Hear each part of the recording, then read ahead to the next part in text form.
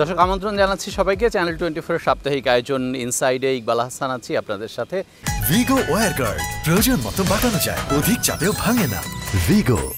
আজকে আমরা মূলত এলডিসি উত্তরণের পর বাংলাদেশের ওষুধ খাতের যে চ্যালেঞ্জ মোকাবেলা করতে হবে সেই বিষয়গুলো নিয়ে আমরা একটু আলোচনা করার চেষ্টা করব। আপনারা জানেন যে মোটামুটিভাবে এই সরকার প্রতিজ্ঞ যে 2026-এর নভেম্বরেই তারা এলডিসি গ্র্যাজুয়েশন করতে চায়, কিন্তু উদ্যোক্তা ব্যবসায়ীদের পক্ষ থেকে অন্তত 3 থেকে 5 বছর পর্যন্ত পেছানোর একটা দাবি রয়েছে। সেই দাবি কতটা যৌক্তিক এবং ওষুধ খাতের প্রেক্ষিতে এটা কতটা গুরুত্বপূর্ণ, আমরা সেই বিশ্লেষণগুলো শুনব।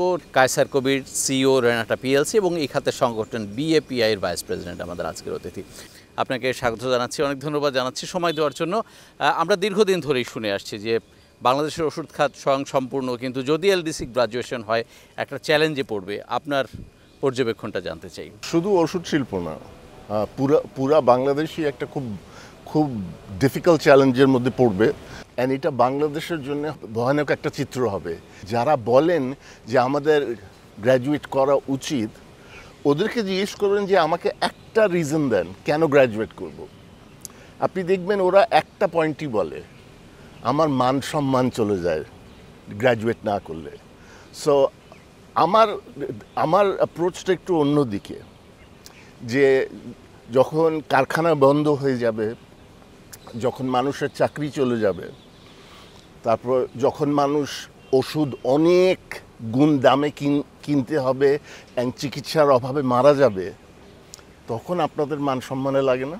না, আমি একটু ইন্টারাপ্ট করতে চাই যে আমরা তো প্রাথমিকভাবে এই যোগ্যতাটা আরও 10 বছর আগে অর্জন করেছি, এরপরে প্রস্তুতির জন্য একটা লম্বা সময় পেয়েছি। একজন উদ্যোক্তা হিসেবে আপনি কি মনে করেন যে এই প্রস্তুতির সময়টা আমরা পারফেক্টলি কাজে লাগাতে পেরেছি কিনা? এলডিসি গ্র্যাজুয়েশন কিন্তু পেছানো যায়, and it's not only just because আপনি ওই 3টা ক্রাইটেরিয়া ফুলফিল করেছেন বলে আপনার গ্র্যাজুয়েট করতে হবে তা না। আপনি যদি কারণ দেখাতে পারেন যে আমার অনেক অসুবিধা হবে, তাহলে এলডিসি গ্র্যাজুয়েশন পেছানো যায়। এবং আপনি যদি ডেটাটা দেখেন, আজকাল তো you can use ChatGPT, ওখানে গিয়ে আপনি নিজের দেখতে পারেন, দেখবেন অনেক দেশ পার্টিকুলারলি প্যান্ডেমিক হওয়ার পর ওদের এলডিসি গ্র্যাজুয়েশনটা পিছিয়ে দিয়েছে। সো আমাদের দরকার ছিল আওয়ামী লীগের সময় যে আরও সময় চেয়ে নেওয়া, বিকজ একটা এলডিসি গ্র্যাজুয়েশনের জন্য যে প্রস্তুতি লাগে, ওই প্রস্তুতি এখনও দেখে মনে হয় না যে বাংলাদেশের পক্ষে এটা সম্ভব। আমি একজন উদ্যোক্তা হিসেবে আপনার নিজের অভিজ্ঞতা জানবো। আপনি যখন 2018-তে জানতে পারলেন যে সরকার প্রাথমিকভাবে এলডিসি উত্তরণ পরবর্তী 9 বছরে করবে, এরকম একটা আলোচনা চলছে, আপনি আসলে ওষুধ খাতের নিজে স্বয়ংসম্পূর্ণ হওয়ার জন্য কি কি প্রস্তুতি নিয়েছেন? সো এটা যখন অ্যানাউন্স করা হয়েছে, আমরা যখন প্রিপেয়ার করতে আরম্ভ করেছি 2020 সালে দেয়ার ওয়াজ আ প্যান্ডেমিক। সো আমাদের সব চিন্তা চলে গেল যে প্যান্ডেমিকটা কিভাবে ম্যানেজ করব আমরা। এই প্যান্ডেমিকটা কাটিয়ে উঠতে না উঠতেই বাংলাদেশের যে ম্যাক্রো পলিসির একটা ক্রাইসিস হলো, সো সেই ক্রাইসিসের মধ্যে পড়লাম। So that was another year. And তারপর এই গভর্নমেন্টের, এটা তো আন্দোলনের পরে, সো আন্দোলনের পর if I am really kind to this government, আমার বলতে হবে যে এই গভর্নমেন্টের যারা চালাতো ওরা তো সব পালিয়ে গেছে, লুকিয়ে গেছে, অনেক কিছু থেমে গেছে। সো এই পুরা সময়টা, এই গ্র্যাজুয়েশনের আগে যে এত বছরগুলো, অনেস্টলি আমরা প্রিপারেশনের কোনো সুযোগ পাইনি। এখন এই প্রিপারেশনটা না করে, সো ইটস নট দ্যাট যে এই যে ক্রাইসিসগুলো বললাম, প্যান্ডেমিক অ্যান্ড একটা রেভলিউশন হওয়া দেশে, এগুলো তো বিরাট বড় চ্যালেঞ্জ। অ্যান্ড এইগুলোর রিজন দেখিয়ে তো আমরা তো গ্র্যাজুয়েশনটা ডিফার করা উচিত, because we are just not ready. It's silly to say we are ready. আবেদন প্রক্রিয়াটাও কিছুটা সময় সাপেক্ষ এবং জটিল অবশ্য অনেক কনটেক্সটে। কিন্তু আমার প্রশ্ন হচ্ছে যে যদি সরকার 3 বছর বা 5 বছর পিছিয়ে দেওয়ার আবেদন করে, এই 3 বা 5 বছর ব্যবসায়ীরা খুব পারফেক্টলি কাজে লাগাবেন সময়টা, এই নিশ্চয়তা কতখানি? ওয়েল, একটা জিনিস হচ্ছে ব্যবসায়ীরা যখন বুঝতে পারে যে একটা জিনিস হবেই, ওটা ওনারা কাজে লাগান। এটা যে আমরা যে কাজে লাগাই না সময়টা এটা একদম কমপ্লিটলি বাজে কথা। আপনি যদি বাংলাদেশের ইন্ডাস্ট্রিতে যত উন্নতি হয়েছে, আপনি যত ফার্মাসিউটিক্যালে যদি দেখেন যত উন্নতি হয়েছে, এটা কিন্তু কেউ বলে দেয়নি করতে আমাদের, আমরা উন্নতি করেছি নিজের থেকে। তো এখন দেখে যখন মনে হচ্ছে যে একটা সময় আসবে তারপরে এলডিসি গ্র্যাজুয়েশনটা পেছানো যাবে না, আই থিঙ্ক ওরা প্রস্তুতি নিবে। যেমন ওষুধের কেসে কি হয়, মানে সবচেয়ে বড় ঝামেলা হবে যে এই মুহূর্তে আমরা যে কোনো ওষুধ বানাতে পারি, বিকজ আমাদের প্যাটেন্ট অ্যাকসেপ্ট করার কোনো প্রয়োজন নেই, রাইট? তো যখন প্যাটেন্ট আসতে আরম্ভ করবে, অ্যান্ড মাল্টিন্যাশনাল কোম্পানিরা প্যাটেন্ট কিভাবে অ্যাপ্লাই করতে হয় বিভিন্ন দেশে, আর প্যাটেন্টের লাইফ ধরেন যেটা 20 বছর আছে, ওটাকে কিভাবে আমি 25 বছরে নিয়ে যাব, এইসব জিনিস কিন্তু ওরা খুব ভালো জানে। আমরা একদমই জানি না, এটা একদমই জানি না। And it's not just the private sector, it's in government is well. আমাদের ইউনিভার্সিটিতে প্যাটেন্ট ল নিয়ে ডিগ্রি আছে, ওভার 1000 স্টুডেন্টস, আমাকে একজন প্রফেসর বলেছেন যে ওভার 1000 স্টুডেন্টস ওদের গ্র্যাজুয়েট করেছে। বাট যে দেশে প্যাটেন্ট লর অ্যাপ্লিকেশন নাই, সেখানে আপনি ঠিক আছে প্যাটেন্ট ল সম্বন্ধে পড়লেন, কিন্তু আপনার তো কোনো অভিজ্ঞতা নাই যে আমি প্যাটেন্ট ল চ্যালেঞ্জ করব, এই অভিজ্ঞতা নাই। অ্যান্ড পার্টিকুলারলি ওষুধ শিল্পে, বিকজ ওখানে আপনার শুধু ল জানলে হবে না, ফেয়ার অ্যামাউন্ট অফ ফার্মাকোলজিও জানতে হবে। সো এই কম্বিনেশনটা নাই। এখন কি চ্যালেঞ্জ আসবে এটা আমরা নিজেরাও জানি না। যেমন ফর এক্সাম্পল ইন্ডিয়া যখন গ্র্যাজুয়েট করলো 2005-এ, তখন ওরা একটা রুল করেছিল যে আমাদের যা ড্রাগ রেজিস্টার করা আছে এগুলোকে আর প্যাটেন্ট করা যাবে না। So everybody thought that was a nice thing. But ঠিক ওই সময় নোভার্টিস বলল যে একটা ক্যান্সার ড্রাগ ইমাটিনিব, বলল যে ইমাটিনিব যেটা আছে ওইটা আছে, কিন্তু আমাদের যে গ্লিভেক ওইটা হচ্ছে ইমাটিনিবের একটা অ্যাডভান্স ভার্সন। সো আমরা এটা চ্যালেঞ্জ করছি, আমাকে এটার উপর গ্লিভেকের উপর প্যাটেন্ট দিতে হবে। সো এটা 2 বছর ধরে কোর্টে লড়াই হয়েছে এটা নিয়ে। নোবডি এক্সপেক্টেড এই চ্যালেঞ্জটা, সো এই ধরনের জিনিস বাংলাদেশে অনেক আসবে না। আরেকটু পিছনে যদি যায়, একটা দায়িত্ব আপনাদের উপর চাপানোই হয় যে বহু বছর আগেই মুন্সিগঞ্জে এপিআই পার্ক করার জন্য জায়গা ঠিক করা ছিল, ব্যবসায়ীরা আগ্রহী হননি। এটার কারণটা কি? এই দায়টা কেন চাপানো? ওইটা ইজ টিপিক্যাল যা হয়, গভর্নমেন্টের সাথে কাজ করলে অনেক প্রমিসেস করা হয় যে তোমাদেরকে এইটা দিব, ওইটা দিব, এই ডিজাইন দিব, এইটা করব। এখন পর্যন্ত তো গ্যাস কানেকশন লাগেনি, তো আপনি ওখানে ওরা কি করবে? কিন্তু একটা ব্যাপার হচ্ছে আমার কাছে যেটা মনে হয়, আই থিঙ্ক আমরা এপিআইটা নিয়ে একটু বেশি কথা বলি, যদিও for some companies the API স্ট্র্যাটেজিটা যে আমার নিজের এপিআই থাকবে এটা ঠিক আছে, কিন্তু যে এপিআই থাকলেই যে আপনি পার করে দিতে পারবেন তা তো না, বিকজ যে প্রোডাক্টটা প্যাটেন্টেড ওইটার এপিআই তো আপনি তৈরি করে বানাতে পারবেন না after LDC graduation. So API হচ্ছে is not and really an LDC graduation strategy. এটা কেন মানুষ এটা বলে আমি ঠিক বুঝতে পারি না। অনেক কিছু হয় না যে মানুষ বলতে থাকে, লজিক হোক বা না হোক, ওর নিজের একটা লাইফ আছে, ওই সবাই বলতে থাকে এপিআই পার্ক।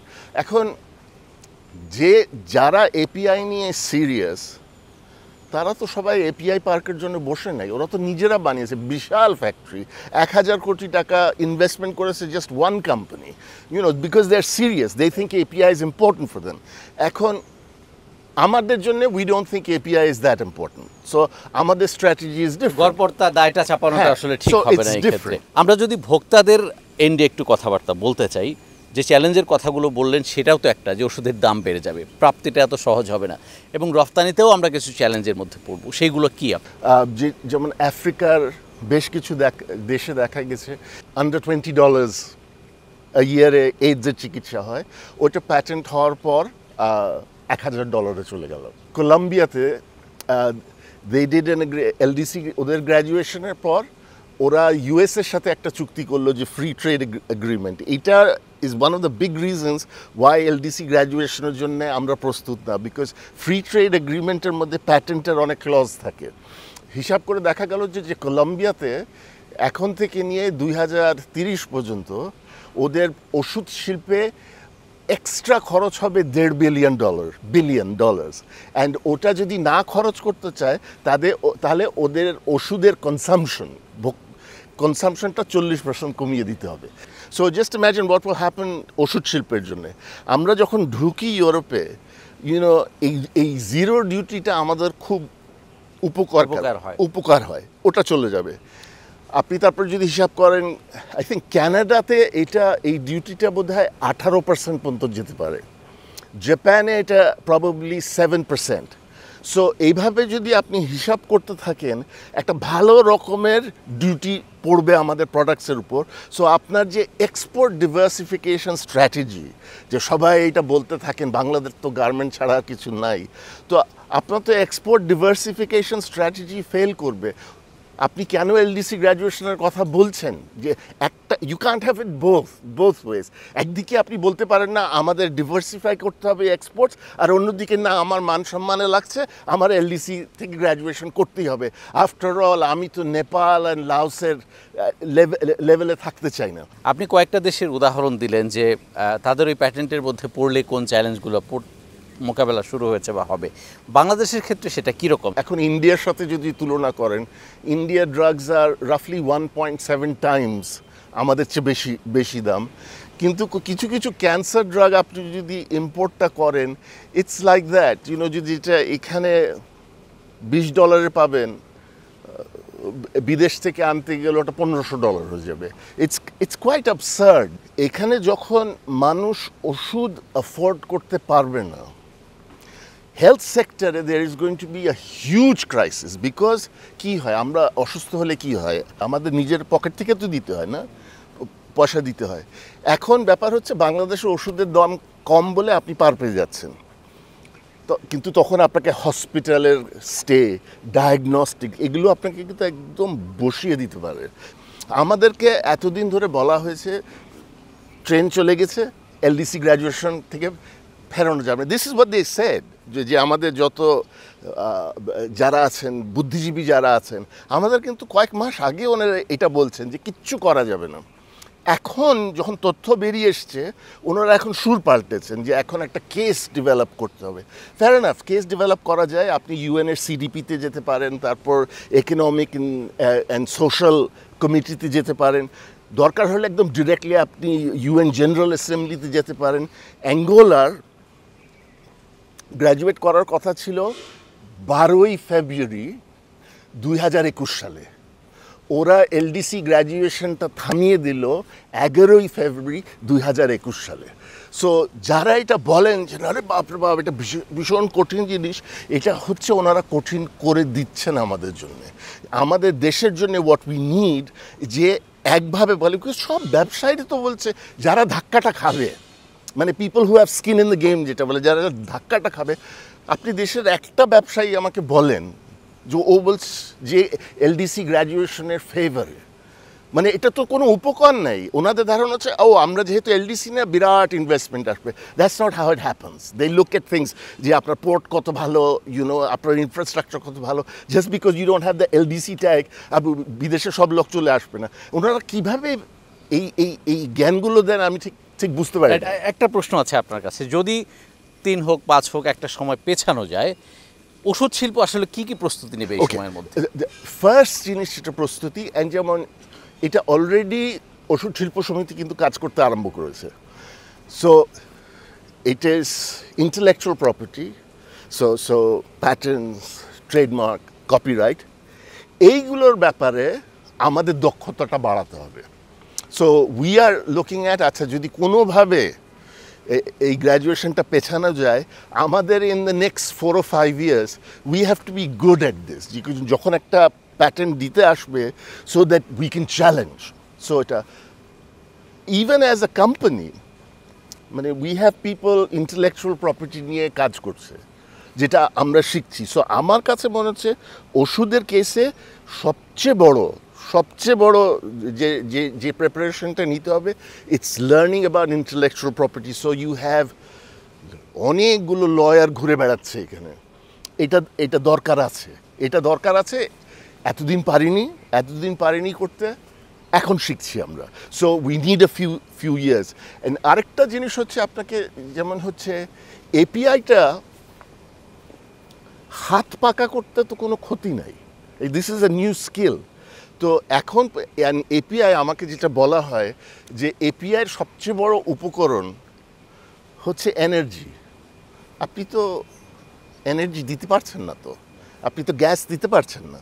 সো যে কোম্পানিগুলো শয় কোটি, ইভেন যে পার্টিকুলার কোম্পানি 1000 কোটি টাকা ইনভেস্ট করেছে, ওকে যদি আপনি ঠিকমতো গ্যাস না দিতে পারেন, ওর এপিআই তো হবে না। সো আপনি বলছেন এপিআই শিল্প আমাদের ডেভেলপ করতে হবে, কিন্তু আমি গ্যাস ট্যাস কিছু দিতে পারবো না, তো এটা কী ধরনের কথা? So you fix this things, তারপরে বলেন এলডিসি গ্র্যাজুয়েশন কথা। ব্যাপারটা, প্রবলেমটা কি জানেন, অনেক এলডিসির গ্র্যাজুয়েট করলে ওদের খুব একটা প্রবলেম হয় না, যেগুলো কয়েকটা দেশের উদাহরণ আমি দিলাম, অ্যান্ড পার্টিকুলারলি যেগুলো খুব ছোট দেশ, ওদের graduation, lot of their income comes from tourism. It doesn't matter to them. বাংলাদেশের জন্য it matters a lot. And ব্যবসায়ীরা, এটা আমি জানি আমাদের পণ্ডিতরা এটা একদমই এগ্রি করবেন না, ব্যবসায়ীরা খামাখায় সময় নষ্ট করে না। এখন আমি যখনই দেখি আমার কলিগসদের সাথে কথা বলি, not just in pharma, outside, everybody is talking about LDC গ্র্যাজুয়েশনটা পিছাতে হবে। এখন যারা এই আপনার অর্থনৈতিক চালিকা শক্তি যেটা, আপনি তাদের কথা শুনবেন না পণ্ডিতদের কথা শুনবেন? যদি আমরা পিছিয়ে দেই, সাধারণ মানুষ এখন যে দামে ওষুধ পায় সেই দামেই পাবেন, এই নিশ্চয়তা কতটুকু? এটা নিশ্চয়তা আছে, বিকজ আমাদের এই গভর্নমেন্টের আন্ডারে আনফর্চুনেটলি যে অপপ্রচার হয়েছে ওষুধ শিল্প নিয়ে, একদম ডাহা মিথ্যা কথা। ইটস অ্যামেজিং, গভর্নমেন্ট থেকে ডাহা মিথ্যা কথা বলছে। এখন খামাখায় উইদাউট এনি এভিডেন্স আমি একটা কথা বলে দিলাম, অ্যান্ড যেহেতু আমি দেশের পণ্ডিত আর আমি তো অশিক্ষিত ব্যবসায়ী, সো আমার কথা তো শুনবে না পেপাররা, তো শুনবে পণ্ডিতের কথা। So that's what's happening. So এই দেশে যে লেভেল অফ কম্পিটিশন আছে ওষুধে, এমনি হঠাৎ করে একদম বিচ্ছিরিভাবে দাম বেড়ে যাওয়ার কোনো চান্সই নাই। আমরাও সে প্রত্যাশা করি। অনেক ধন্যবাদ। আমরা আজকের আলোচনাটা এখানে শেষ করতে চাই। দর্শক, এর সাথে শেষ করছি আজকের মতো ইনসাইট। ভালো থাকবেন সবাই।